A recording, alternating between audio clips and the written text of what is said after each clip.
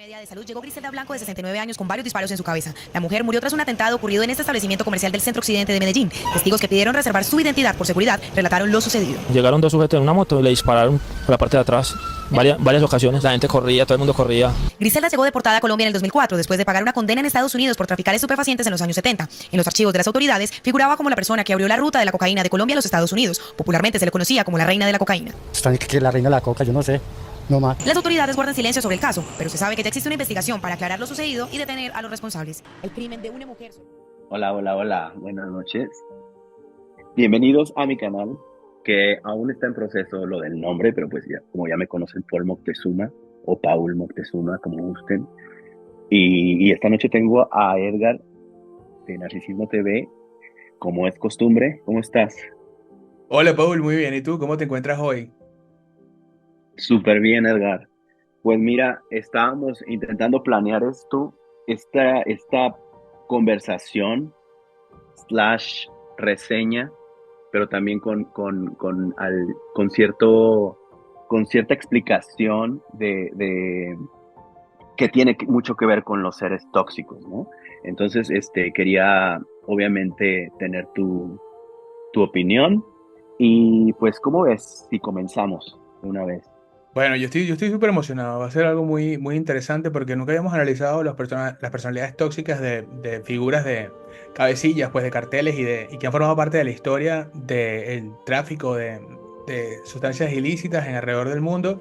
Y yo creo que la gente sepa que esto se hizo a partir de que la serie que salió en Netflix tuvo un gran éxito. Le estamos haciendo un poco tarde, pero es que queríamos también recopilar información en diferentes documentales porque sabemos que la vida de esta mujer es muy interesante y pues marcó la historia en muchos aspectos de lo que fue la importación de sustancia, digamos, en polvo blanco a los Estados Unidos cuando estaba en la época de que estaba recién empezando este negocio, que estaba, por ejemplo, estaba Pablo Escobar en ese momento, había muchos otros líderes de carteles.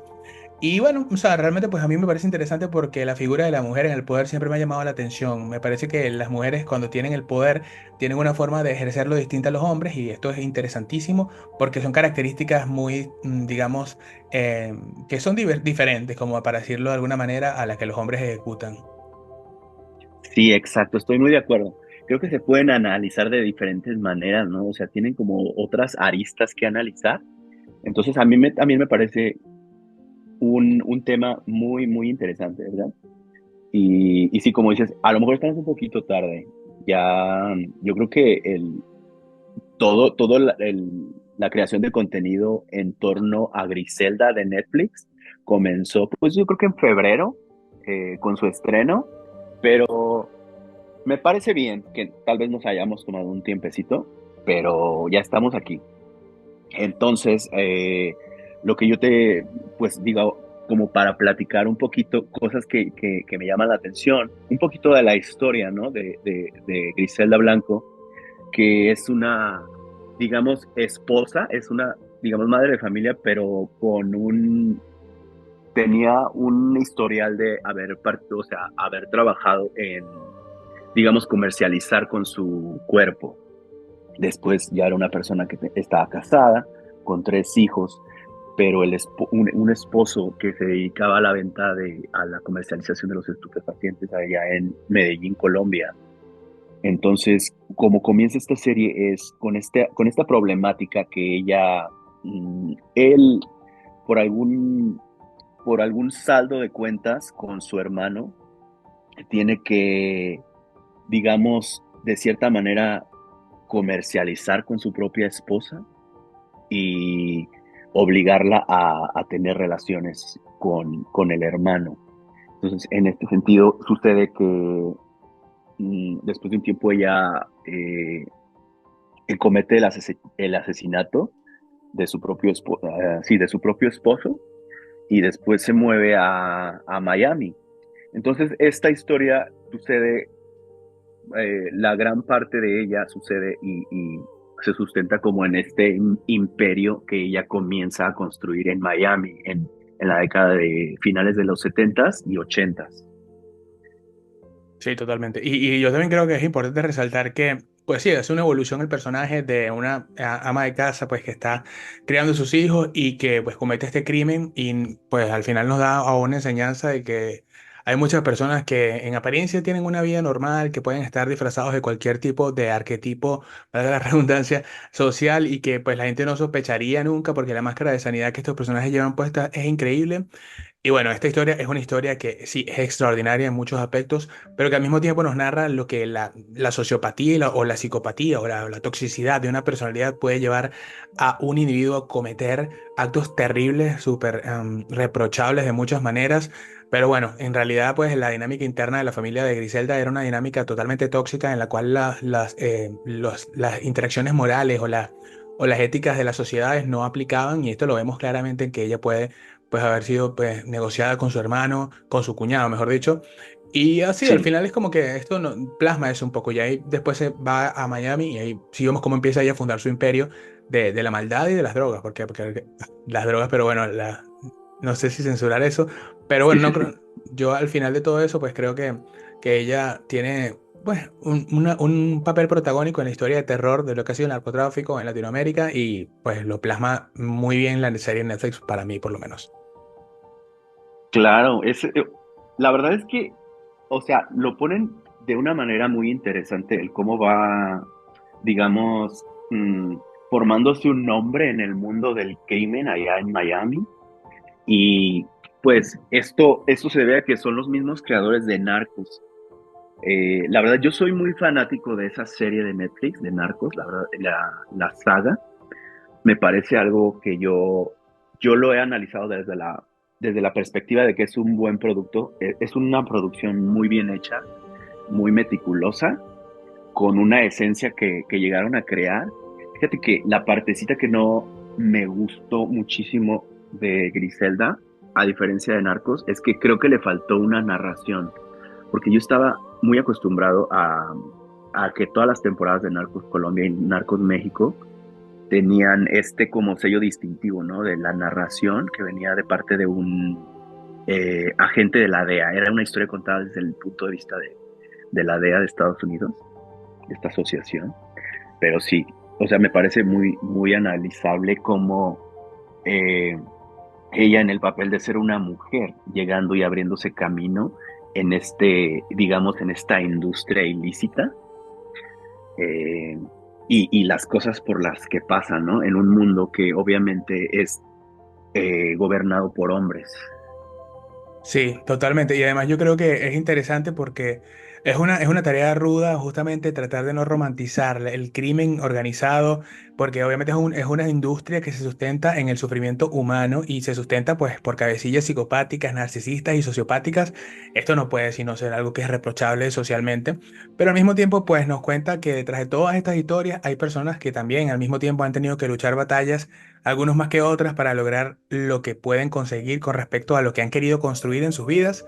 Sin embargo, yo siempre rescato que es una línea delgada y súper peligrosa la narcocultura y todo este dilema que hay con respecto a la producción de contenido que de alguna manera realce esos valores. Sin embargo, yo me gustó mucho la serie Narcos, es muy buena porque logra plasmar un sello distintivo, logra ser si bien no es un documental, sino está dramatizada y todo esto, sí hay muchas cosas a nivel histórico que te quedan y por lo menos educan a las personas con respecto a cómo terminan estas cabecillas de personas que creen que van a terminar, que valga la redundancia, que van a lograr ser los jefes de esta estructura de poder maquiavélico.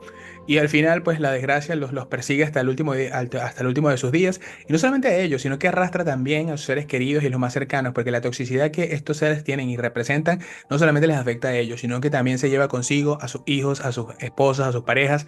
Y en este caso, pues Griselda no fue la excepción y no ha sido la excepción. Ha sido el emblema de la maldad hecha una sociópata o una psicópata, como no sé cómo realmente calificarla.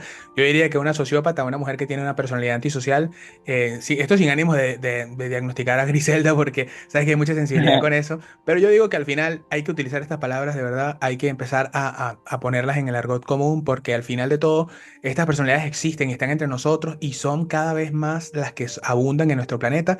Usted podría estar teniendo una hermana, una prima, un amigo, una abuelita, lo que sea, que tenga estas personalidades, y si no se educa a la gente, si no se psicoeduca a las personas, esto es un gran conflicto que nos va a generar a la sociedad, justamente la destrucción y la división del núcleo familiar. Eso por un lado. Ahora lo que quiero también rescatar con la psicoeducación de este tipo de series es la parte en la cual nosotros a través de estos, digamos, arquetipos sociales, como está esta mujer fatal, esta femme fatal, que bueno, realmente ella no es una femme fatal porque tiene características que no llega a serlo, pero sí nos plasma el poder de lo femenino, el poder en la parte y en el aspecto femenino. Entonces, eso siempre será resaltable e interesante. Y lo que quería decir con esto de la psicoeducación y esta parte del arquetipo de la femme fatal y lo femenino en la psicopatía y la sociopatía es que realmente no hicieron la glamorización que yo pensé que podría llegar a ser con respecto a Claro. estas series. Yo creo que la gente, el público está mucho más educado con respecto a las catástrofes que ha ocasionado, por ejemplo, el narcotráfico en Colombia, y creo que la gente estaba viendo con más lupa y detalladamente lo que estaban plasmando en esta serie. Sí, estoy muy de acuerdo en esa parte de la glamorización, que a veces sí llega a suceder. Creo que tienen que mantener un equilibrio entre eso y también la humanización en demasía, porque al final, como decimos, son seres tóxicos. Y continuando con esta historia, mira, pasa que, digamos, sucede el ascenso, ¿no? De lo que fuera el capo mujer, ¿no? Dueño del mercado de la cocaína en Miami y todos los embates por los que tiene que pasar. Hay una parte que se me hace súper, por llamarlo de alguna manera, icónica, que, como decimos, se está estableciendo, ¿no? Y está pues formándose un nombre y intentando ganar un lugar y pasando por diferentes embates en el proceso.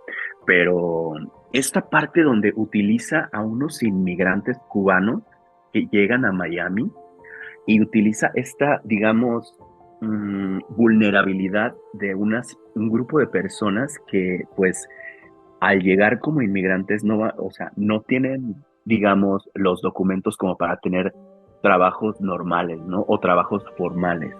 Entonces, en ese específico caso, me llama demasiado la atención la instrumentalización de un grupo de personas inmigrantes cubanas, como te decía, la utilización de sus vulnerabilidades para reclutarlos y hacerlos, digamos, sus soldados de esta mujer.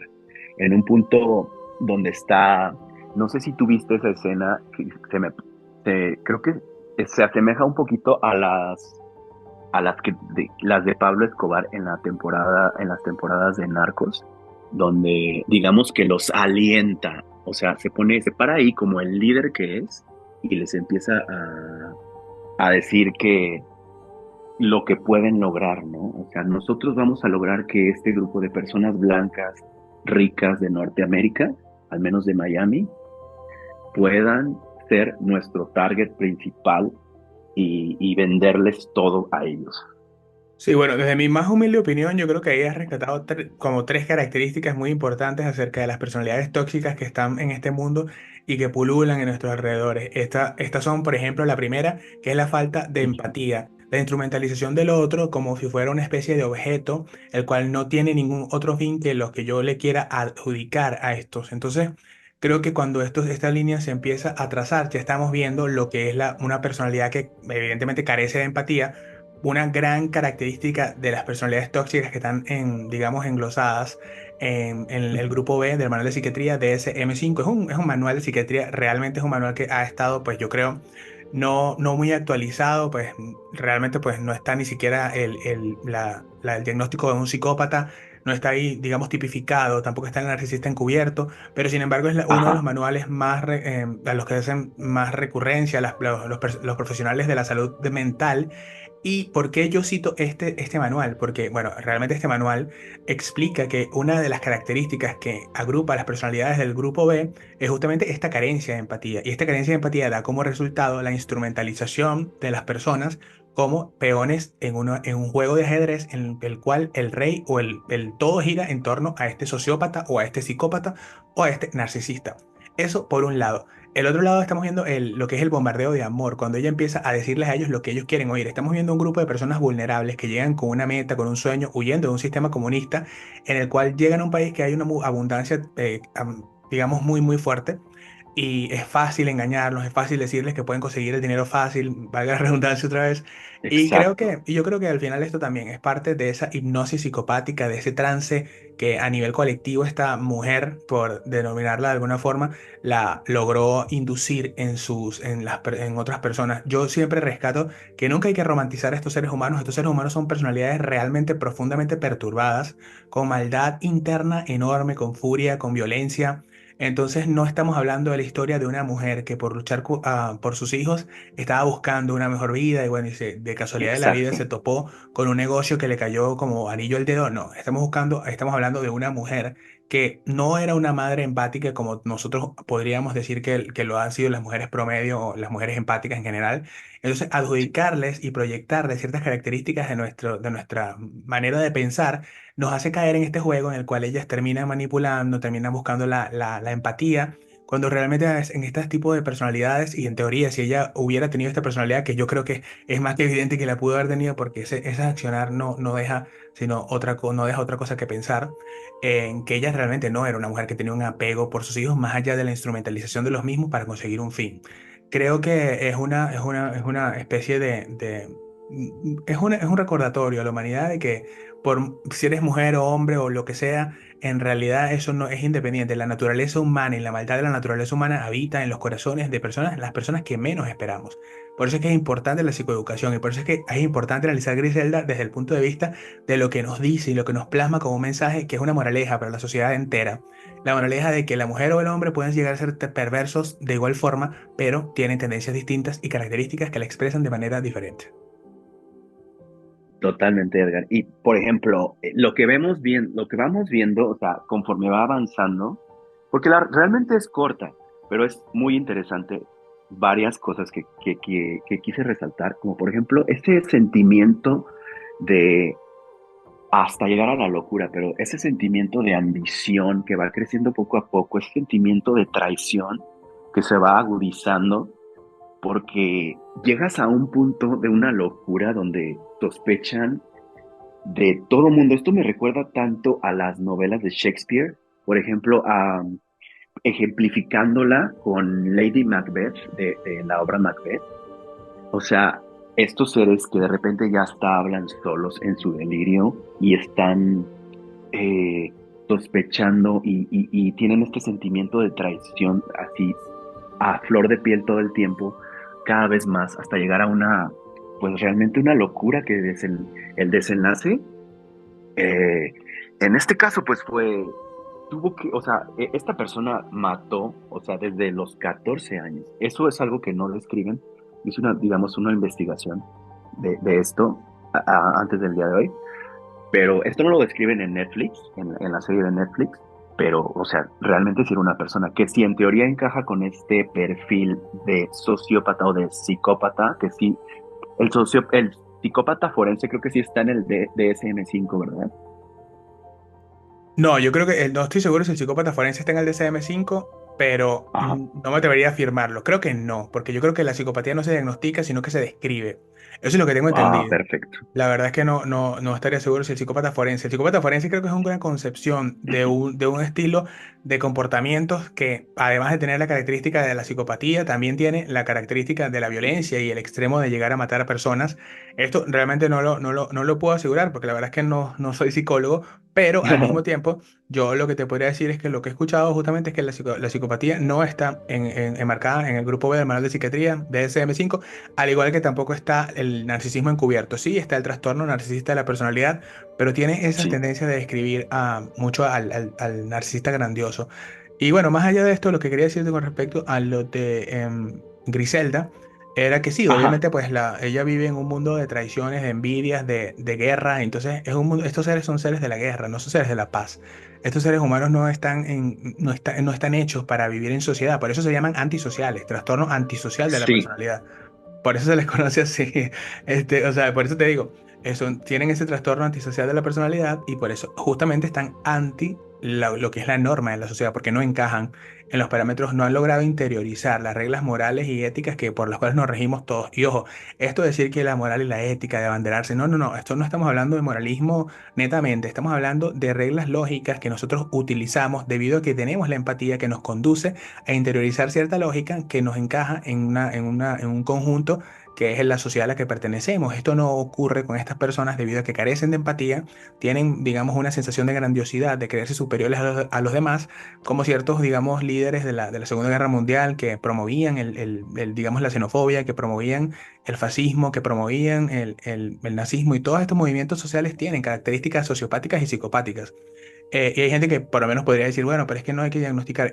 La psicopatía es como les repito, no se diagnostica, sino que se describe y son conductas que solamente pueden ser observadas. O sea, no hay un examen que pueda plasmar si Griselda era una psicópata o no. Lo que vemos hacer Ajá. todos en cualquier índole es especular acerca de su conducta para lograr hilar los hilos de la narrativa de su vida y darle sentido a lo que fue lo que ella hizo con el mar de destrucción que se llevó a su lado, porque no hay que olvidar que estamos hablando de una mujer que era una asesina, que era una persona que realmente no tenía un ápice de empatía por nadie. Me acuerdo mucho la escena en la que ella manda a aniquilar o a desvivir, por así decirlo, a Sí, una persona y le dicen que está con su hija y que está esa persona con su esposa y ella igual da la orden de que los acaben. Entonces no le importaba. ¿Tú crees que a una madre empática le va a poder dar el alma para hacer algo así? O sea, realmente yo no lo creo. no. Yo creo que esto tiene que ser un ser que es para mí ajeno a la humanidad como la conocemos, un monstruo que será recordado por su legado de sangre y de muerte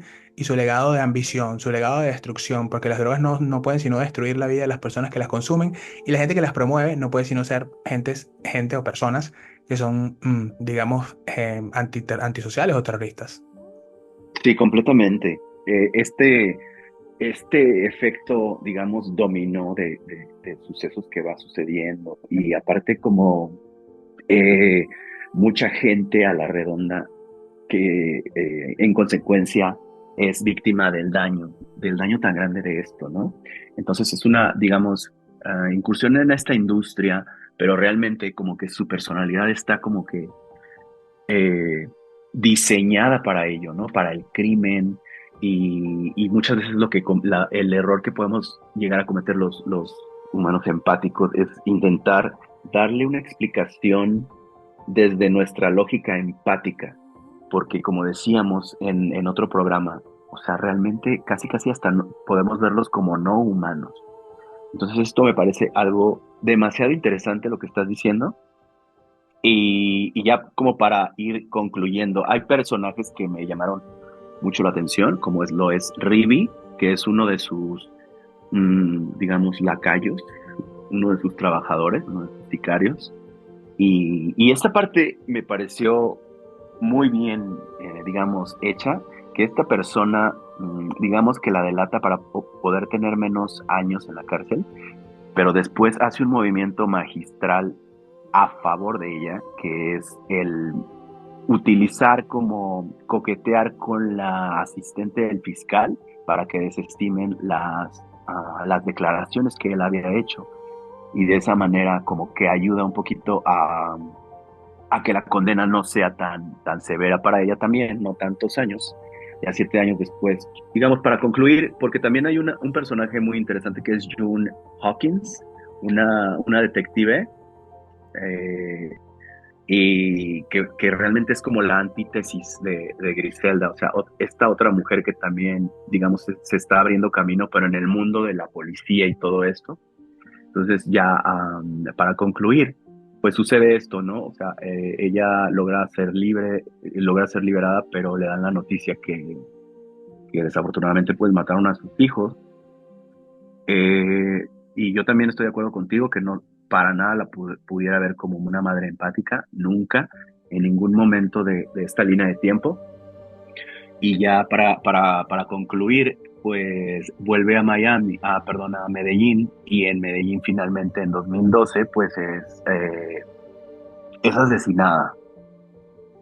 Entonces, digamos, muchas veces estas son las consecuencias de estos seres que incursionan en el mundo de delinquir y de traficar con estupefacientes. Sí, o sea, al final es... Sí, al final es que yo creo que al final de todo esto la gran lección es que el crimen siempre paga.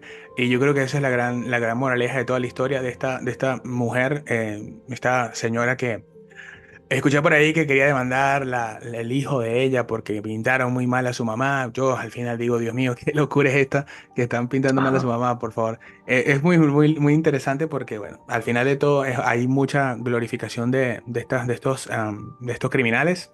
Y no creo que eso sea Sí, algo bueno para nadie. Y al final, como te digo, claro. yo creo que Sofía Vergara actuó muy bien, me gustó la serie, me pareció que es una serie corta que realmente deja fuera algunas cosas que son importantes de su vida, como esto de que ella asesinó a los 14 años a su esposo y por eso, sí, a un niño, no a su esposo, pero era porque no querían pagar el Ajá, rescate. Entonces, esto es exacto. interesante porque es una sociópata que venía pues ya asesinando a las personas sin cargo, sin culpa alguna, porque esa es otra cosa. Nunca mostró ni un ápice de culpa o de arrepentimiento porque en el fondo no existe esa dimensión. Es la dimensión desconocida para estos seres. La empatía para ellos es la dimensión Sí. desconocida y es un planeta extraño. Y bueno, Paula, entonces yo creo que está muy interesante esta serie. La recomiendo a la gente que la quiera ver. Está cortita, pero bueno, tiene sus cosas. No es como Narcos, pero sí es como un spin-off de la misma serie de Narcos, pero con un personaje alternativo. De hecho, ni siquiera nombran a Pablo Escobar o a los otros narcos de la serie. Y interesante también es que sale un actor de la serie de Narcos, pero Ah, representando sí, a el esposo de Griselda. Entonces, bueno, así de spin-off exacto. es. Sí, es Alberto Amán, y el que, de hecho, curiosamente, él es el único personaje que sale en todas las temporadas de tanto de Narcos México como Narcos Colombia. Está haciendo el crossover, o sea, él siempre está.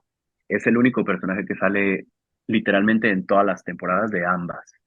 Se me hace muy interesante.